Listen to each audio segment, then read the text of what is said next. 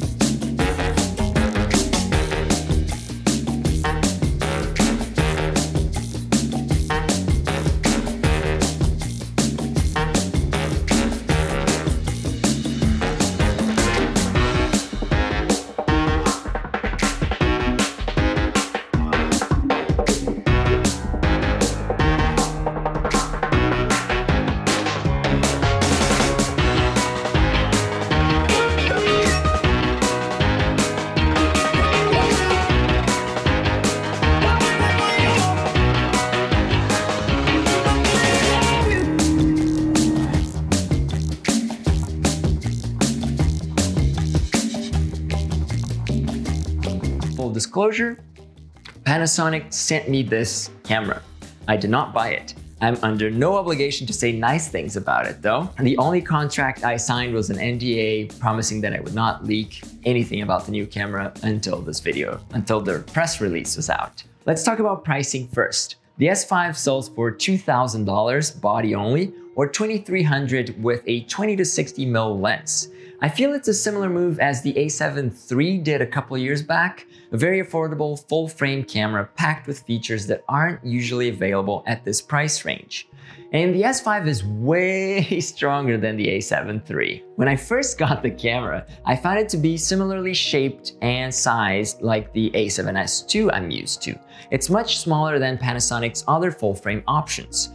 Although the S5 has a full-frame sensor, the camera body itself is smaller and lighter than the GH5 by a tiny amount. The camera feels good to hold in the hand and not too big and not too small. This is the most scientific comment in this video, and I'd be lying if I said I can't wait to have a cage for it. Working around rigging everything for a feature shoot on a naked body has been a challenge. The hot shoe mount is the most coveted mounting spot for accessories. In the context of production, the S5 uses a new battery type, the DMW BLK22. And I thought I'd have trouble by using a camera without spare batteries, but it turns out the S5 can work while plugged into an external power source through a USB-C cable. I'm using the Power Junkie here and Sony NP-F batteries to keep the camera alive for longer periods. A regular USB power bank works just as well. Plus, if I turn off the camera while plugged in this way, the internal battery will be charged. I like how this feature saves me from buying tons of spare batteries and another DTAP adapter. Also, the new battery is backwards compatible with the GH5, but GH5 batteries are not compatible with the S5.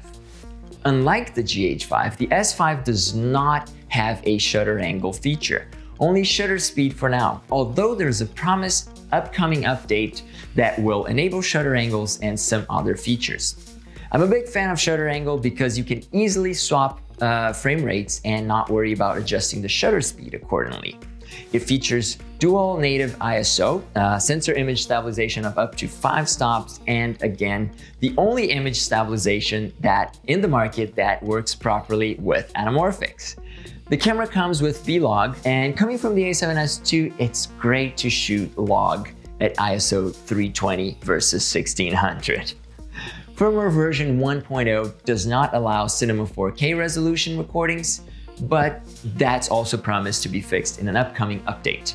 The same firmware update promises ProRes RAW recording over HDMI on the Atomos Ninja 5 at 5.9K full sensor at 30, 25, and 24 frames per second, along with a few other options that are not available in camera.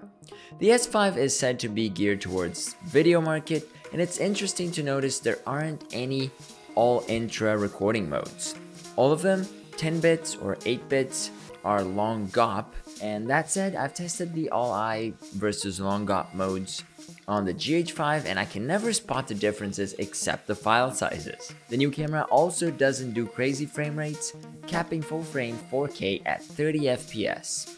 If you come down to 1080, you can go up to 150 FPS without cropping. If 4K or 10-bit are key to you, you'll have to deal with some cropping. I'm not going to cover all the recording modes here. I'm sure you can read that better on the spec sheet, but I'm happy to have 4K 10-bit full frame at up to 30 frames per second. If I want 4K 60, there's a little bit of a crop. This is the perfect segue into crop modes and anamorphic modes. The S5 has a lot going on for it and some things that could be improved. I'm going to cover it more accurately in the live stream in a little bit, so stick around. Again, in the context of a feature film, the S5 as well as the GH5 have timecode built in, but only free run and rec run modes. I wish Panasonic allowed synchronization like the S1H. Our poor editor will not be able to quick sync the footage and sound.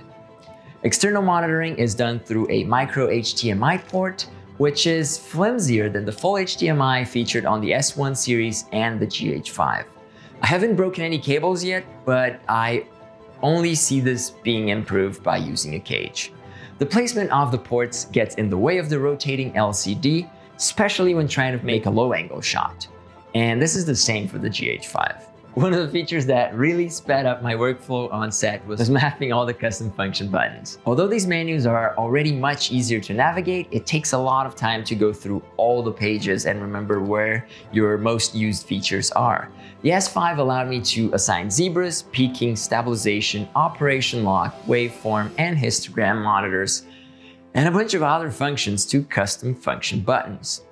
This way, I never go inside the menus to change settings every time I swing a lens or move to a new setup.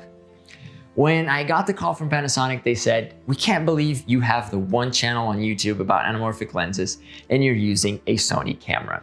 We're the ones offering anamorphic mode support, so we want to steal you away from them."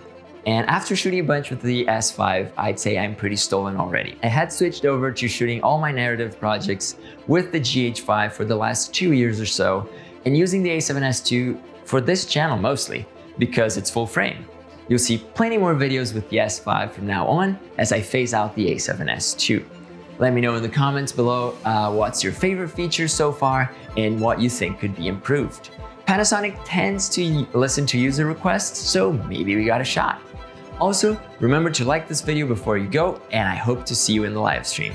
Thanks for watching and talk to you soon. Chito Ferradans, out.